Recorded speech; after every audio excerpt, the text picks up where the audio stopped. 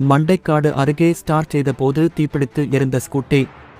கன்னியாகுமரி மாவட்டம் மண்டைக்காடு அருகே உள்ள புதூர் பகுதியைச் சேர்ந்தவர் டைனி, வயது 37. இவர் கடந்த வருடம் ஒரு ஸ்கூட்டி ஒன்றை வாங்கியிருந்தார். அந்த ஸ்கூட்டி அடிக்கடி பழுதாகி ஸ்டார்ட் ஆகாமல் இருந்து வந்துள்ளது. இந்த நிலையில் நேற்று மாலை இவர் தேங்காப்பட்டணம் செல்வதற்காக ஸ்கூட்டியை ஸ்டார்ட் செய்தார். அப்போது திடீரென என்ஜினில் தீப்பிடித்து ஸ்கூட்டி எரிய ஆரம்பித்தது. இதனை சற்றும் எதிர்பார்க்காத டைனி ஸ்கூட்டியை கீழே போட்டுவிட்டு ஒதுங்கி நின்றார். மேலும் இதுகுறித்து குளச்சல் தீயணைப்பு நிலையத்திற்கு தகவல் தெரிவிக்கப்பட்டது. உடனே தீயணைப்பு வீரர்கள் விரைந்து வந்து தீயை அணைத்தனர்.